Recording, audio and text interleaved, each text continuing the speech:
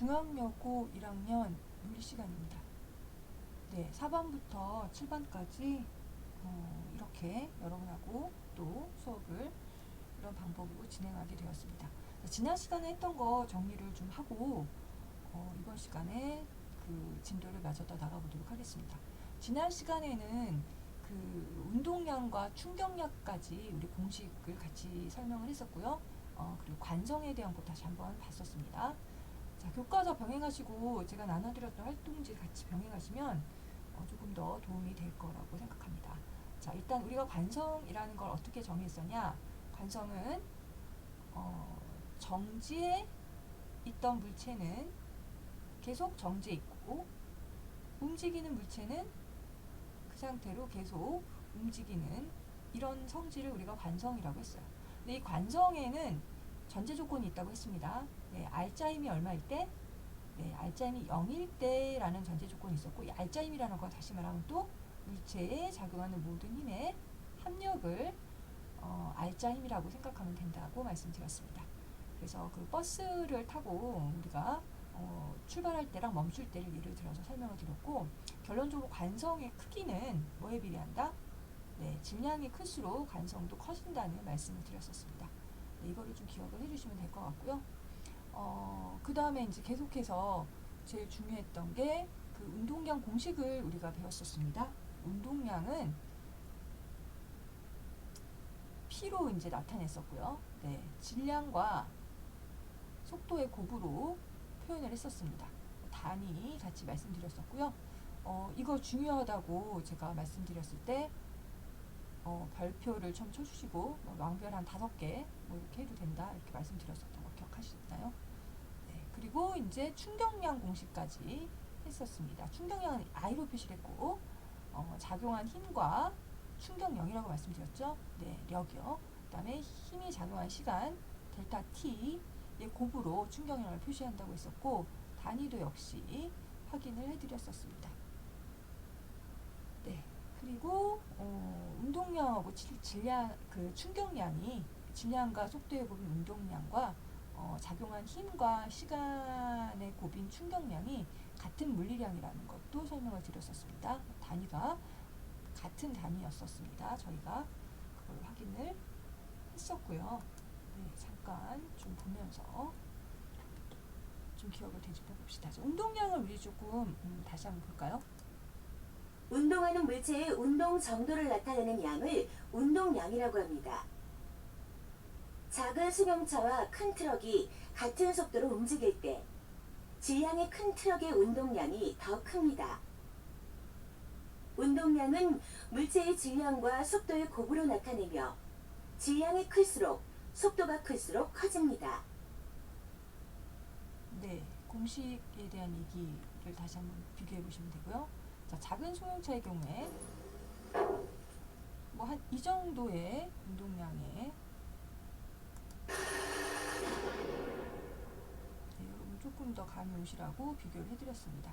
똑같은 속력일 때 질량이 다른 경우에 질량이 큰 경우가 훨씬 운동량이 크다고 말씀드렸던 걸 좀 다시 보시라고 말씀드렸었고요. 네, 그 다음에 이제 충격량도 다시 한번 조금 애니메이션 보면서 정리를 한번 해보도록 하겠습니다. 두 물체가 충돌할 때 물체가 받은 충격의 정도를 나타내는 양을 충격량이라고 합니다. 트럭과 승용차가 각각 받은 충격량은 트럭과 승용차 각각의 운동량의 변화량과 같습니다. 충격량은 충돌할 때 작용하는 힘이 클수록 힘이 작용하는 시간이 길수록 큽니다. 네, 그래서 충격량과 운동량에 대해서 여기까지 아마 거의 대부분 반이 정리를 하고 배웠었습니다.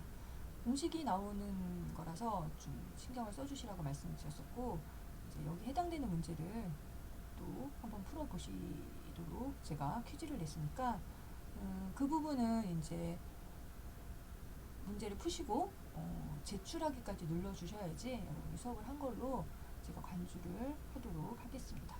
그래야지 이제 출석이 인정되는 걸로 관련 문제를 같이 퀴즈로 링크를 걸어놨으니까 꼭 풀어보시고 제출까지 해주시기 바랍니다. 네, 이렇게 해서 운동량과 충격량을 봤었고요. 이제 다음 페이지를 넘어가서 정리를 해보시면, 그래서 이 물풍선을 가지고서 이제 충격량에 대한 설명을 했었습니다. 그래서 이제 이 그래프가 중요하다고 제가 또 말씀을 드리면서 별표를 좀 해놓으라고 했었는데, 요거는 잠깐 PPT를 좀 보고 보도록 할까요? 네, 여기는 제가 별표를 좀 쳐주시라고 말씀을 드렸습니다. 문제 많이 나오고 실제로 이제 모의고사에서도 심심치 않게, 심심은 당연히 안 하지만, 네, 나오는 많이 나왔던 해마다 부분입니다. 이 그래프가. 그래서 좀 보는 방법을 좀 같이 얘기를 해보도록 할게요. 이거는 PPT를 잠깐 띄워서 네, 확인을 해보도록 하겠습니다.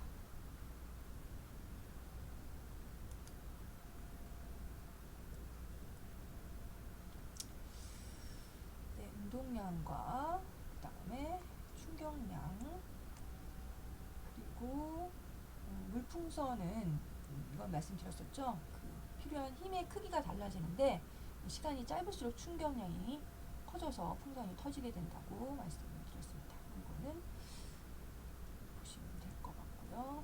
자, 이 그래프를 설명을 하려고 제가 지금 PPT를 다시 띄웠는데, 자, 이 보시면은 여기서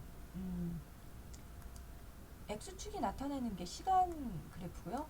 Y축이 나타내는 게 힘에 대한 그래프입니다. 그렇죠?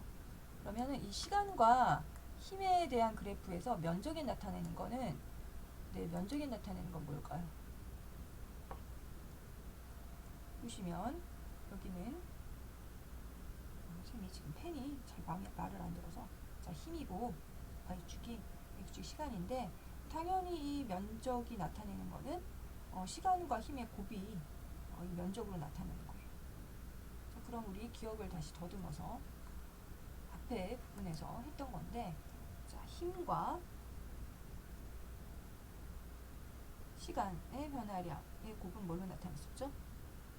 네, 기억을 하셔야 돼요. 이거는 우리가 충격량으로 표시를 됐었고, 그러니까 여기서 시간과 힘의 그래프에서 이 면적이 나타나는 건 충격량이 되는 거예요. 뭐 이게 이제 그 힘이 일정할 수도 있겠지, 이렇게 뭐 이런 식으로 일정하게 나타날 수도 있겠지만, 힘이 일정한 경우는 잘 없어요. 그럴 때는 이제 가로 곱하기 세로를 해주면 되지만, 이런 곡선의 그래프의 형태로 힘이 변할 수도 있어요. 대부분은 이제 그렇죠. 충격의 경우에는. 그럴 때는 이제 원래 면적을 계산하려면 여러 가지 배우지 않으신 적분을 계산해야 되지만, 여기 뭐 면적 계산하라는 문제는 여기서는 나오지 않고요. 보통 이제 비교를 하면은 이게 이 넓이랑 이 넓이가 같은 거예요. 뭐가 다르냐면, 그렇죠. 시간이 달라지는 거예요. 이 물체에 작용한 충격 그 받는 시간, 그동안에 시간이 길어지면 당연히 이 그러니까 충격량은 똑같지만 힘이 작겠죠. 그래서 단위 시간에 짧게 힘을 받은 경우와 길게 힘을 받은 경우에 충격량은 같지만 면적이 같으니까, 네, 그 힘의 최대값이 충격력이 달라지는 거죠. 그래서 앞에서 말했듯이 물풍선이 터진다거나, 또는 뭐 유리컵을 바닥에 떨어뜨렸을 때 깨진다거나, 반면에 이제 그 스폰지나 뭐 이런 에어 매트가 있는 상황에서는 시간을 길게 함으로써 그 시간을 길게 함으로써 충격량은 일정하지만 그 힘의 최대값이 작아져서 깨지지 않는 그런 경우를 우리가 볼 수 있었습니다. 그래서 이 그래프는 이제 이 면적이 나타내는 게 시간과 힘의 그래프에서 충격량이라는 사실을 알고 계시고, 시간이 길게 늘어났을 때 힘의 최대값이 줄어든다는 것을 알고 계시면 됩니다. 네, 그래서 PPT는 여기까지 보고,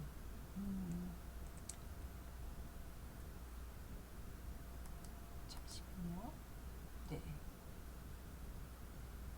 자, 그래서 운동하는 물체가 부딪힐 경우에 충돌 시간을 느리면, 방금 말씀드렸다시피 이게 충격량은 같지만 시간이 늘어지면은 최대값이 작아져서 피해를 줄일 수가 있겠죠.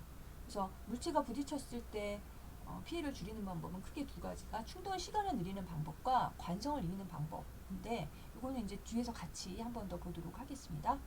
그래서 그 충돌 시간을 늘리는 방법에 자동차에 어떻게 작용을 하는지, 또 관성을 이기는 방법은 반대 방향으로 잡아주는 힘이 필요하니까 쏠림을 받게, 우리가 질량과 관성이 비례하니까 질량이 클수록 관성이 크니까 그거에 대한 반대 방향으로 잡아주는 힘이 필요하겠죠.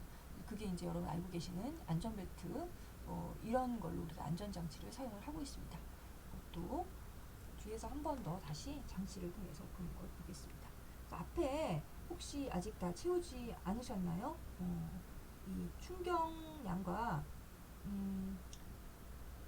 운동량을 다 지난번에 수업 시간에 채우셨습니다. 아직 채우지 못한 반은 확인을 하시고.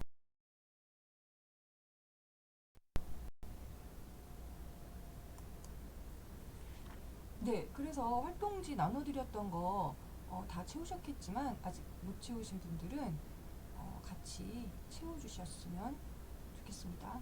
그래서 관성과 질량, 그 다음에 운동량, 운동량의 크기 관계, 그 다음에 충격량과 충격량의 관계에 대한 것도 정리를 해드렸습니다. 그리고 충돌로 인한 피해를 줄이는 방법, 시간을 길게 하면 된다는 것과, 그 다음에 충돌로 인한 피해는 충돌 시간을 늘리는 방법, 그 다음에 관성을 이기는 방법에 대한 얘기를 했었습니다. 네, 혹시 채우지 못한 친구들은 다시 한번 확인하시고 채워주시길 바라고, 그래서 제가 지금 띄워드리고 있습니다. 네, 그리고 교과서 103쪽의 개념 정리 문제는 문제가 아니라 이게 단답형인데 별거 아니지만 채워주시면 될 것 같아요. 운동하는 물체의 운동 정도를 나타내는 양은, 네, 오늘 했던 제일 중요한 내용 중에 하나죠. 네, 운동량이라고 연필 드셔서 필기도구 드시고 굳이 직접 써서 채워주시기 바랍니다. 이건 제가 대면 수업 때 확인을 교과서를 걷어서 하도록 하겠습니다. 그 다음에 계속해서 두 물체가 충돌할 때 물체가 받는 충격의 정도를 나타내는 양은 충격량이라고 했습니다. 그래서 운동량과 충격량에 대한 개념 정의도 확인을 해주시기 바라겠습니다. 그래서 교과서 103쪽에 나와 있는 부분은 여러분들이 직접 채워주시면 되고, 네, 그리고 이제 오늘 마무리는 여기 일상생활에서 충돌과 안전장치를 보도록 하겠습니다. 이게 충격량하고 연결되는 현상이 있는 부분인데 교과서 104쪽입니다. 네, 이 자동차를 이제 우리가 예를 많이 듭니다. 자동차와 자전거에 대한 예를 대부분 드는데 좀 하나씩 살펴보고 나눠드렸던 활동지 채우시면서 마저 보도록 하죠. 자, 자동차죠. 여기 이 앞에 뭐죠? 여기가? 네, 그렇죠. 범퍼입니다. 이 범퍼 부분은 충격을 완화해주는, 충돌 시간을 길게 해서 이렇게 충격을 받는 충격력을, 힘을 줄여주는 역할을 하는 범퍼가 앞하고 뒤에 이렇게 있는 거 알고 계시죠? 자, 그 다음에 또 어떤 안전장치가 있는지 보겠습니다. 자동차의 경우에 자, 에어백이 있죠. 이렇게 부풀어 올라서 운전하는 사람하고 이렇게 그 충격이 났을 때 이거를 완화해주는 장치입니다. 역시 이것도 이제 시간을 길게 해주는 그런 역할을 하는 거죠. 충돌할 때.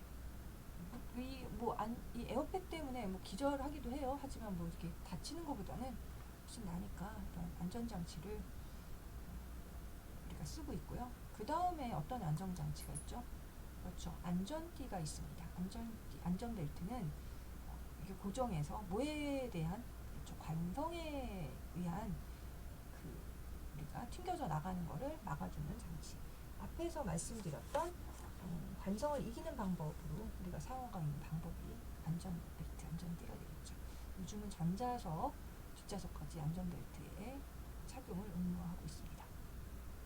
그리고 마지막으로 이제 후방 감지 센서. 요즘은 앞에도 이렇게 감지 센서가 다 있어요. 그래서 장애물을 감지해서 충돌 위험을 미리 알려줘서 보이지 않는 경우에 이렇게 사각지대가 있으니까 이런데 우리가 후방 감지 센서를 통해서 이렇게 뭐 아주 작은 아이들 같은 경우는 잘 안 보이기도 하니까 이런 장치를 이용해서 우리가 안전하게 운전을 할 수 있도록 여러 가지 방안을 강구해서 사용을 하고 있죠.